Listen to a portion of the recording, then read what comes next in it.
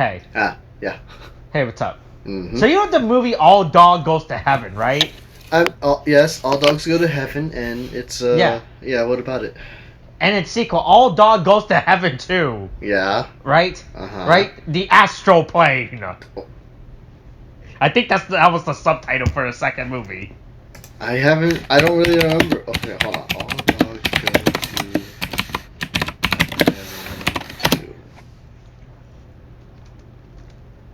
No, it's not. It's just 2. Where are you getting Astral Plane from? I thought it would be cooler if they added the subtitle, The Astral Plane. Wait, so you just decided to give it a subtitle? Right. But anyway, that's not the point. No, that's not the point of this. I think it kind of is. Because what? No. Why? Why would you think it's cool? The Astral Plane is not a part. But here's my idea, alright? Okay. I came up with it. Here's my idea. Uh-huh. Reboot All Dog Goes to Heaven, right? Right? No. But we do the modern twist, right? Of We what? would do the modern twist, right? What's the modern twist? Instead of dogs, it's cats, right? But instead of heaven, it's hell. Jesus! All cats go to hell. Right. And you would think, that's probably a bad idea. But no. In this movie, we explored the reason why cats have to go to hell. All right. Here's the pitch. We find out that a long time ago, there was a religious war going on. All right, between the dog and the cats. Okay. Wait, what? Hold on, repeat That's right. that. I don't know if I heard you correctly. Thousands of years ago, there was a holy war between dogs and cats. Okay? Yeah. Alright, and the war was getting out of control. So the hierarchy of the cat species, and the hierarchy of the dog species meet up and everything, right? To discuss a way to end the war. But plot twist, a world-ending event is going on. So the cat species decide... What? No, keep going. I'll save my questions for the end. Alright, so a world-ending event is going... Everyone's is gonna die, okay? It's basically what's happening. Armageddon, the apocalypse, alright? So the cat people, they decided that they would sacrifice their species for the fate of the earth, right? Thus allowing the dogs to go to heaven. So that, right, and that all cats from now on would go to hell. What the... Right, so we learned that cats were martyrs for the entire earth, right? Okay, sure. Yeah, right? Mm-hmm. Yeah, that's the idea, Wait, right? Is that it? Well, no, that's the first one. There's an idea for a sequel. Oh, of course there is. Uh-huh. Yeah. All cats go to hell, too. This time it's heaven. Wait, what? Wait, you literally have it called They Go to Hell Too. This time, it's heaven. That's right. Right, so in the sequel, right? Wait. I don't know if you're... Is this when Revelations happen? Is this when the rapture begins? Is this what you're telling me? No. This is what happens in the sequel. So in the first, we find out the reason that cats, because they sacrificed themselves for the fate of the earth and humanity by allowing their spirits to go to hell in return to allow other species to go to heaven, right? Mm-hmm. Right, and that goes on for millennia. So in the sequel, we focus on a cat who's tired of the system of being oppressed, right? Right, that was inflicted by the cat and dog gods, right? Mm-hmm. Right, he realized, I don't want to go to hell. I'm gonna break so he staged a rebellion against the cat and dog gods. All right, to break free the cycle, so cats no longer have to go to hell. Basically. Okay, so he's trying to break the cycle of vengeance, is what you're telling me, and I hate that I had to say that at all. Well, I wasn't even going to the part of vengeance. I'm just saying he doesn't want to go to hell. He wants to go to heaven. Oh, he just wants to go to heaven.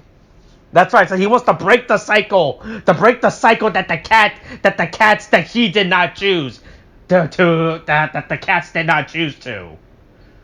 Oh my god, what is this? Okay, yeah, sure. Right?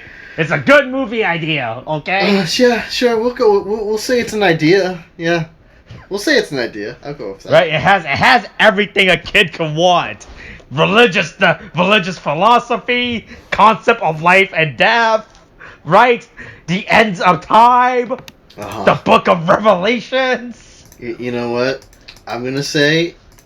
Being a martyr, kids can learn up what the word martyr is after watching the movie. Instead just go up to it, it's like, Mommy, what's a martyr? Is our cat a martyr? Mommy, is our cat going to hell?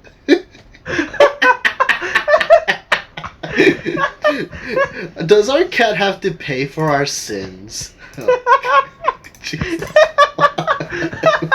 you think there's like a cat Jesus? You think that's what's happening? Why did the cat gods created this world for them to live in? I don't know. It's getting wildly out of hand. Like, you have cats going to hell, then you have a cat instigating a war to go to heaven. Fucking, like, I don't understand. Like, it's an epic. Kids love epics, alright? Yeah, if they want an epic, they can watch Lord of the Rings, which I've done with my niece and nephew. I've done that. No. Look, They enjoyed it. there's a problem with the Lord of the Rings. There's no cats or dogs, and it's not animated and it's not a cartoon. All right, this is gonna be a cartoon. I should mention this is still a cartoon. I mean, but we never stray from that path. It's still a cartoon. There is a Lord of the Rings cartoon though. Oh yeah, I forgot about that. Yeah, That exists. Ralph Bakshi. I don't remember how to pronounce his name. He did it. He attempted it. He just never finished it because reasons, which I won't get into. Yeah, that's right. It was done in rotoscope, whatever it's called, right? In parts, yeah. He definitely used some live actors because that was kind of his thing for a bit. There's a good bit of rotoscoping, but it wasn't all rotoscope because you still got the hobbits. So those are like traditionally animated to my understanding, but like the human characters were rotoscoped. Anyway, we're getting wildly offhand. Welcome to the fucking void. Oh yeah, buddy, there's no zinger. There's no segue. I don't know how we talk about cats being martyrs for all of humanity to the void, alright? Well, I mean, unless hell is the void. So, that would be good. Yeah. Ooh, that's a good idea. Well, it's too late. We can't segue. We can't segue into that anymore. It's too late now. Oh, we segue what? Into the void? Okay. You see, now, I've already mentioned it. It doesn't work, Austin. You can't make it work. Anyway. Before we get into the nitty-gritty. That's right. I suppose as per usual, I should read to you, the audience. Oh yeah, by the way, before you start, it's still Spooky Timber, or Spooky Wing, or Spooktober. I mean, this should be by the end of it, so, October Spook. Nope, there's still one movie left. There's the third movie of the month, yeah. alright? I mean, we're near it, so. That's right. What a great October this has been so far for us to talk about. I'm so glad by the world events that been going on, right? In this month of October, right? Yeah, can't wait for crazy stuff's been going on. Yeah. Right? Yeah, can't wait for Halloween Kills. Can you believe it was only a month ago that they convicted R. Kelly? Time sure flies. We're recording. Look, don't lie to them, Austin. We're recording this a month ahead of time. No, wait a minute. Oh, you're right. I forgot. It is October. We are recording this on. Hold on. Let me. Oh fuck. Where's my mouse? Don't you lie. Don't you start lying to them, Austin. They deserve the truth. I will tell them the truth, Austin. You can't stop me from speaking out. You're right. It is only October 18th. It's September 28th. There you go. I told the truth. Now you can never take that back. You can't believe this. You don't edit this shit anyway. Are you gonna be like the cats and you're gonna die for the audience to know the truth? I'm gonna be a martyr for the audience to know the truth of when we record. Yes, that's entirely the point. I am Cat Jesus. I am the Cat Jesus. You will go to hell. I felt like I just spoke a whole bit of blasphemy, so me going to hell is probably gonna happen. Alright, so... Alright, okay, I think that's it. Oh yeah, that's hey, it. happy. Yeah, hey, still look, spooky Toberween. Okay. I mean, I still don't know what we call this. I mean, you just call it Spookytoberween after like Yeah. we're like technically like near the end of. Boy, we've been October. doing spook August, Spooktober, where the fuck this like for like 4 years now. 4 or 5 years, and we still don't have a fucking name for this shit. Which is pretty funny now I think about it. We'll figure it out, right? We'll figure it out. Look, like. Oh god. Oh, You good? fuck. Is it Fuck, the yeah. shrimp? Like Is it the Daniel shrimp? and Kim, we will figure out what is the void of this month. Right. Wait, I told you the segment's not gonna work. Anyway, let's not get into that now. I'm gonna read to you the audience of plus synopsis that's provided to us by the Wikipedia. All right. Okay. Good. No more. Right. Yeah. Okay. I have nothing else. All right. Good. I don't want anything else. You stop with that. Anyway, let's go. Fucking. Here we go. James flees from a farmhouse and escapes into the woods. A screaming woman tries to follow, but is wounded by a gunshot. Lying on the ground, she is doused with gasoline and set on fire by Vincent and Simon. Deputy Sheriff Daniel Carter is on duty, sitting in his patrol car when he finds James crawling along the road and rushes him to the local hospital, which has been largely abandoned following a fire, where his estranged wife Allison Fraser works as a nurse. At the hospital are Dr. Richard Powell, Nurse Beverly, intern Kim, pregnant patient Maggie, her grandfather Ben, and patient Cliff, with the staff at the hospital working as a skeleton crew. Daniel discovers an entranced Beverly murdering Cliff, her face flayed of skin. Beverly moves toward Daniel, who shoots her dead. Daniel collapses due to a seizure and experiences a strange vision. State Trooper Mitchell enters the hospital to collect James after discovering the bloody scene at the farmhouse. Daniel goes outside to call in Beverly's death from his patrol car, but is confronted by a robed cultist who wounds him. He manages to return to the hospital as cultists surround the building. James, Daniel, and Mitchell find Beverly's corpse has transformed into a tentacled creature. Vincent and Simon enter the lobby and hold the group at gunpoint, demanding to get to James. James takes Maggie hostage to protect herself and stabs Powell, who falls to the floor. The Beverly creature appears and takes Mitchell, its tentacles penetrating his body. Vincent and Simon kill the Beverly creature and regroup with the others in the lobby, setting Mitchell's body on fire. Vincent and Simon accompany Daniel to retrieve a shotgun from a patrol car, while Allison ventures into the basement to collect medical supplies for delivering Maggie's baby. Powell manages to capture Allison. Daniel and Vincent go to search for her and find photographs and files indicating Powell was the cult's leader. Powell phones Daniel, taunting him and mentioning the vision Daniel experienced while unconscious. Kim and Ben stay with Maggie while Daniel, Vincent, and Simon interrogate James. James explains that Powell has the power to transform people. The three men force James to come with them downstairs. Allison regains consciousness on an operating table where Powell explains he has found a way to defy death after the loss of his daughter Sarah. Having flayed off his face, Powell shows Allison that something now grows inside her. Daniel, Vincent, Simon, and James find a hidden area in the basement and end up surrounded by deformed corpses brought back to life. One of the creatures kills James as the other three men get separated. As Maggie enters labor, Kim hesitates to perform a C-section. As Ben pleads with Kim, Maggie stands and slits his throat, revealing she is carrying Dr. Powell's child. Kim hides as cultists enter the building and Maggie leaves. Daniel finds Allison in the operating room pregnant. He sees a tentacled creature extending from her body. Powell's voice speaks to Daniel, who attacks his wife's mutated remains with an axe. Daniel is transported to a morgue room with a glowing triangle on the wall. Powell's voice tells Daniel that he found the ability to conquer life and death. Powell promises that Daniel can have his child back if he is willing to die first. Maggie appears and stabs Daniel. Powell appears skinless and partly mutated in front of the triangle as Maggie kneels before him.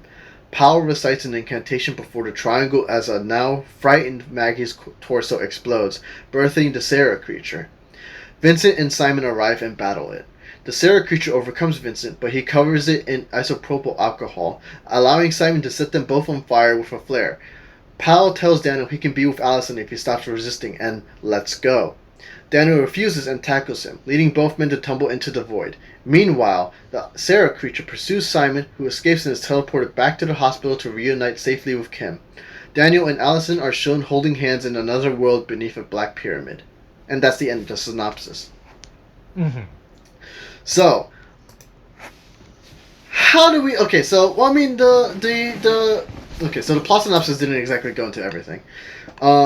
Because a lot of this whole thing kind of, like, at least in terms of a theme, or at least a follow-through thread of the plot, is mainly just that, Allison and... Oh my god, what was his name again? Fucking... Daniel? What was his name? Daniel? Was it Daniel? Who are we talking about? The sheriff, the police officer. The guy who makes it basically to the end, who's holding hands with... Oh no, it says right there, right? Yeah, Daniel. Yeah. There's this whole thing where Daniel and Allison had this whole bit where the reason they're estranged is because they Allison had lost a daughter. She was pregnant. She lost a daughter, and then they're still technically married or whatever. But this is like they're kind of separated, only because they're like. I mean, losing a child is tough on anybody, right? And that's kind of like the main thing with it. It's kind of centered around around the grief and loss of a child, which is also kind of the main motivator with the villain. So I guess that kind of serves as a kind of parallel, but it also kind of serves as the reason why the guy's like, oh, this is how, I lost my daughter, then I found Cthulhu, and now he offered me my daughter. So you know what? Why not? This movie isn't exactly operating on the highest budget. But the thing is, with what it does, the thing is, like, you get a lot of low-lit scenes, so you don't really get a good look at some of the creatures. But from what you do see, it's actually pretty fucking good. The thing is, it's like there's no CGI that you'll find in this film at all. It's a lot of physical or I'm forgetting the term. Practical? Yeah, practical. It's a lot. It's basic. It's mostly practical effects, except towards the end, which basically where they're standing up beneath the pyramid and stuff. But it's a fantastic use of practical effects, which you don't really see anymore in horror movies. Or in general. Yeah, or in general, really. You do get some people who do love the practical effects that they still go with that shit. God, like it is grotesque. It is fucking grotesque. It is wild. Like if you do, I was actually If you do, Yeah, no, you go on. Okay, so if you have I just wanted to say if you had if you're easily nauseous or you just don't have a strong stomach for it, you probably should steer clear of this film. But if you can stomach it, I do say give it a watch because it is really fucking good in terms of its practical effects. You might not get the plot all the way through because it's kind of supposed to be... It's intentionally vague in terms of things. Because it doesn't straight out say, oh, Cthulhu, right? And you get this whole Black Pyramid thing. But it's not supposed, but it's very much inspired by H.P. Lovecraft and Lovecraftian lore and how there are just things you don't understand and it's like one tends to go insane by experiencing the unnatural, which is kind of what happens here, especially considering the fact that you get fucking I believe it was Simon. I don't recall the name. I believe it was Powell. No, Powell. Powell basically took off all the skin off his face. It's fucking wild, but it's just it really serves well to kind of give that unsettling feeling, a lot of the low lit atmosphere of it, because again it's also kind of to hide the fact kind of to hide the practical effects out. It might not look well in a brightly lit area, but low lit it works very well. I think that's... I'll probably have more to say, but let's get to what you're saying while I catch up on what I want to think on. Alright. Or talk about. Hey, well, while you figure out what you're trying to say, so this movie's hard to follow, right? But it's a good thing I was following along with this movie and everything, right? It's not like I was watching this movie and then halfway through the movie I had to start cleaning my house, so I had this movie playing on in the background and I was occasionally, momentarily, every 5 minutes looking over my shoulder to watch this as I was cleaning out my closet of all my weird, creepy anime figure girls. Right? Oh god, why would you do this? wait, creep with what? Okay, sure. It's a movie. You're supposed to be watching this. No, look, you don't understand when it's time for spring cleaning. You got to do some spring cleaning, all right? Yeah, sure. In October, just like how they do spring cleaning on the normalcy of man in here. Yeah. Yeah. Right. Yeah. Or the cleaning of one's sanity, really. That's right. Or the cleaning of one's endless attempt attempt, right, of humanity, Yeah, right? uh-huh. To clean the human spirit, some would say. Yeah, sure. Right?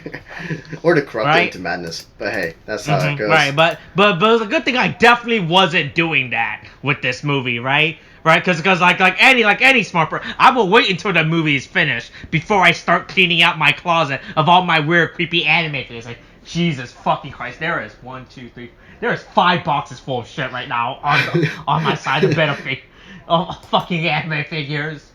Oh my God. Yeah, I never realized how bad it was collecting anime figures. Well, I think this is probably 6K of stuff. Not 6K. Like $3,000 worth of stuff. Oh my god. Yeah. Might be pretty bad. Might be pretty bad. But the good thing I understand this movie of everything that was going on in it, though. Right? Right? I mean, even if you were to watch it, I mean, the thing is, I don't think it's too hard to follow because they do basically answer some questions. You might not know why things happen, but like, it's kind of not necessary. You're kind of just there along for the ride. The sooner you accept that, the sooner the film kind of just like you enjoy the ride for what it is. It's yeah, I enjoy watching this movie. I think the movie was shot well, right? Yeah. I do like the way it shot well. Like, there's like no weird hold on. There's no flashy angles or any of that stuff. Like, this movie is well framed and everything. I love what was going on through this movie, and the movie has some good scenes and everything, right? Yeah, I mean, the thing is well, excuse me, but he has well, I mean, not he has, but the creators of the film, they do have some experience in creating horror films. Well, they more or less made more comedic horror films. Some of those films I haven't seen them yet. It's on a list, and I looked it up. But you got movies like Manborg, Father's Day. And there's also like The Editor. I think like that's kind of like, and I believe like if hold on, I think the yeah, okay, so it has here. It says here basically he's he. Oh, they did Psycho Gorman? Holy shit! They did a lot of stuff.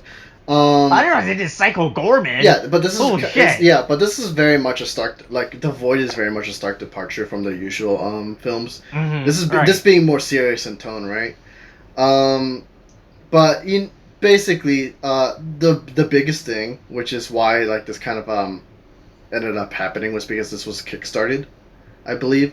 And like, hey, practical effects, we can do some cool ass fucking shit. It's how I heard of it in the first place when I was like, yeah, I'm a fan of practical effects. I love me practical effects. It's really good. You'll get it again. If you don't have a strong stomach, you're gonna get nauseous. They also do get kind of creative with their with the story, because like once they go down, like, there's that moment where they go down the rabbit hole and things get dark and like creepy and wild and shit. And then oh god, it's just the characters are good. You might not like some of the characters, but that's usually by design. There is some sympathy with the characters. Powell is a fucking creep, though. You kind of get why he does it, but you're like, oh god, don't do that. Why would you do that, man? That's gross. You're like, he literally cut his own face off, man. It's fucking... Yeah, look, wait, you saying you didn't like the fact when he took his face? Okay. Off? No, we're not there. Also, you're not there. Yeah. No, we're not there. We're never going back there ever again. Okay. Like, would you never want his face off again? Never again. Jesus fuck. But you also it's kind of centered around that kind of grief thing, right? Because you do get this nice shot where well, fucking Daniel, he comes up and he finds his wife, right? They had this whole moment where he's like, it looks like everything's normal, but then it's like it quick cuts into like, yeah, no, nothing's normal here anymore. It's just like she's like dead on the bed, right? And there's like these tentacles like all sprouted out, and it's fucking gross. Like there's like this like slimy film and everywhere. It is not a pretty sight. And then he basically ends up killing his wife, which is pretty sad. But we're in horror movie territory. Everything is sad now. I do like the simplicity of some of the sets too. Like when you go back when they go down to the morgue and then you see like the triangle and everything. It's like there's not a lot to the set, but it works well in its simplicity and then conveying like that the set piece for where the spooky was really good. Yeah, it is really good, and I like again. Like I said, how you talk about how simplistic it looks, right? Like this is a really simplistic. Like it's literally like a big light, like a black room with a light with pretty much a light in it, right? Like there's literally nothing going on in this room. I mean, besides like, hey, just ignore the dead bodies and the people with the mysterious hood just chilling there, right? Yeah. But that triangle set piece has a lot of, but really gives a lot of atmosphere. Right? Yeah. To this room. It also you can feel like, ooh, this is a spooky triangle. Don't like this spooky triangle we got going on here. It also helps that you get Powell, who's like, again, they do a lot of what's the word I'm looking for? A lot of practical effects. And and again, you can kind of see why they made it a little lit, because I feel like the thing is when Powell kind of comes in, he gives that talk to Daniel in front of the fucking triangle. It's very clear that he's very very much either like he's been morphed or he's flayed off his skin, right? So you're supposed to see like some rib and like bone and like intestine, but it's low lit. So because the thing is like you can if it was lit up, you can kind of see how fake it would look. But in the darkness, it kind of just like it works really well, and it still looks good either way. Right. Great. Let's see. I do like how manic what is the actress? I have to really. I think is it Allison? I think it's Allison who is like no Allison's the wife. It's Maggie who's the pregnant girl, right? Right. Yeah. Maggie does like. Maggie does act like her actress does. I mean, all of them do good work, but she also does good work in the sense that like where she's just like she seems normal until she's not. Is the best thing I can think of, because like she seems normal, but as soon as she kills her own grandfather, she does that whole creepy smile, that like the insanity look kind of thing, right? Which is also very good. Don't like again. It's just kind of like you really shouldn't expect too much in terms of plot. Again, you're here for the horror and the practical effects, which is really good. Again, I can't overstate how good the practical effects are. Like all the creatures look grotesque. You had this whole bit where the fucking Maggie when she's giving birth, they do that whole like these quick interchanges where it's like it changes to like a red background and like there's a skull moving in it, like in like what looks like a pool of blood or something, right? You get a quick shot of the creature popping out of the stomach, and then you see the creature in its entirety, and it's just fucking gross as shit. Like I hate it all. Yeah, I love this creature design is fucking cool as fuck. Holy and it's just like it's just They add detail, because the thing is, this is a baby born from Maggie, and it's like Maggie's still attached to the goddamn thing, and it's just dragging it along. I'm like, I hate it so much, but it's so cool. They also don't really show the whole thing in its entirety, if I remember correctly. No, it's you get quick shots, and you don't really see like there are people operating it, you can kind of tell, but you don't see it for the obvious reason that it would kind of like. Take the immersion away from the illusion. Yeah, it will ruin the illusion. But like, so you primarily just see close-up shots of the monster's face. Yeah, and that's it. But honestly, like even if they wanted to show the whole thing off, I think it's like with the limited shots that we get, it does add more to the more unnatural. Like, you don't see everything, and your mind starts making things up as it goes along, like trying to say, what the fuck is going on? What is this thing made? Like, I want to know what it looks like, but you don't see everything, because of course it's just like, it would kind of ruin everything. Your mind makes things worse than they really are. Is how it typically goes. Right. You do get some nice character moments. Again, there's this whole, I'm really trying to go through everything at this point, but like, fucking... you do get some nice character moments between, like, I believe it's Ben and Mitchell, I think? Like, James is the guy who's like the dickhead who just runs away and doesn't tell anybody. Yeah, no, Vincent and Simon. I don't remember if Simon is actually related to him, or is it like he thinks of him as a father. Again, it's been a little bit since I've seen the movie. But I mean, like, oh god, and there's Kim, who's just kind of like, she's like the normal girl who's just like in the middle of like wacky ass. She's like, oh god, what the fuck is happening? You know. You get Daniel, the hero, who he doesn't really win. No one really wins by the end of this, except for maybe the two survivors, which is just Kim and Simon, right? Yeah. Yeah. It's it's. I mean, and then you get the cultists who are just. I mean, simplistic design, but again, it still works, and it's it adds to the atmosphere. A lot of okay, so great atmosphere all around. Yeah. Great practical effects. They have some really good lighting at the end too. I mean, they do have this they do have some wacky fucking visuals. I remember when Powell's like has the void or like the triangle behind him. Yeah, when you're doing with the triangle thing, it starts acting all trippy as fuck. Yeah, it's like you get all this like what do you call it? The fog effect that comes off Powell, and then you kind of look into the fucking space, and it's like, oh look, Black Pyramid, whoa, right? But then fucking Daniel's like, nah, we ain't having that, and he pushes him into the void and stuff. But yeah, I can't really. Okay, so like I'm trying to say a lot of good things, but it's just like, the real benefit is just that you have to watch it to really see it and really appreciate it, because you'll definitely won't regret the watch. Is what I'm saying. Yeah, I really don't. Yeah, I was saying. Remember what you were saying about the end? The ending is super bittersweet as well, right? Like at the end of it, you're thinking, so did they win, or what? Right? I mean, because pretty much everyone's dead. We have Daniel and Allison being stuck in like this weird fifth dimensional astral plane of existence now. Right? Like, well, that's not good. Right? I feel like what the easiest way for my comparison is like. It's like the ending of M. Night Shyamalan's. Wait, was it? Did M. Night Shyamalan do The Mist? Who the fuck did The Mist? No, he didn't do The Mist. It was somebody. I mean, that depends. Which Mist are you talking about? The movie or the TV series? The Mist. The movie. Okay. The movie was directed by. Oh, right. How do I forget him? Frank Darabont, or Darabont, or whatever you fucking pronounce that fucking name. You should know him.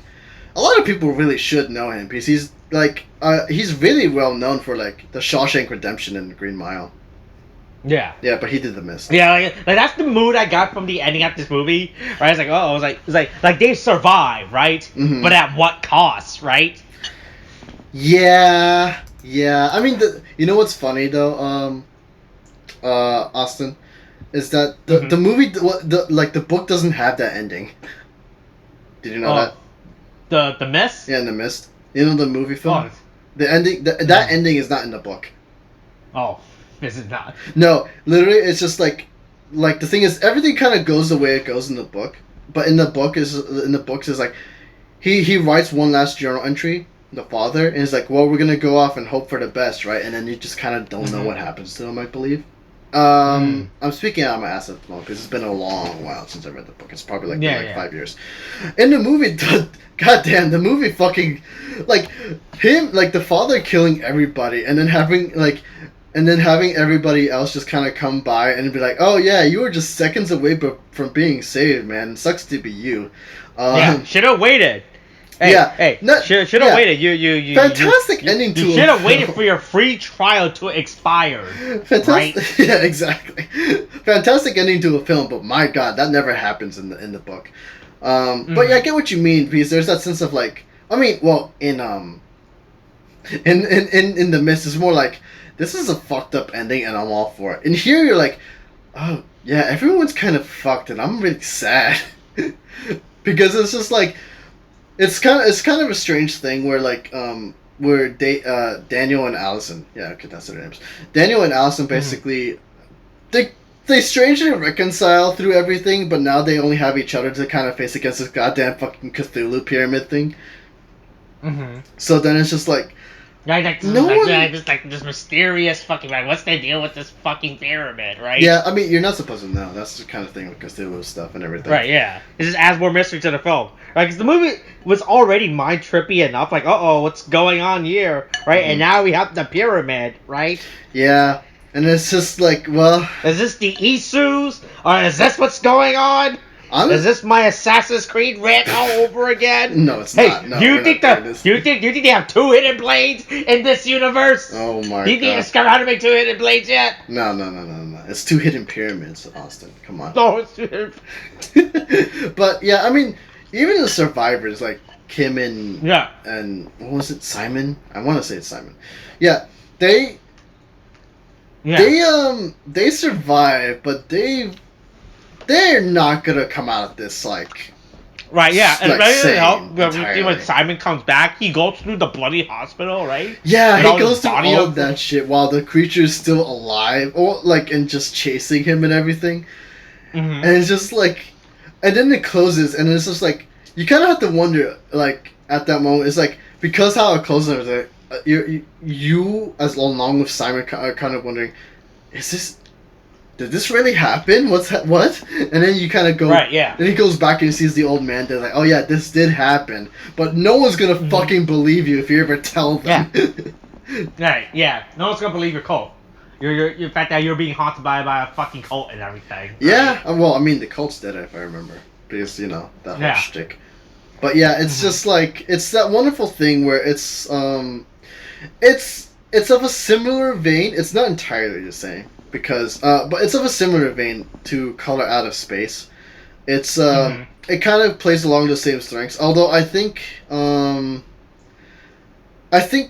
here, I think The Void does better in terms of like just practical effects and monsters and stuff. You get a lot more out of it than you would from Color Out of Space. Color Out of Space was more exploring the insanity through just like the color out of space and everything.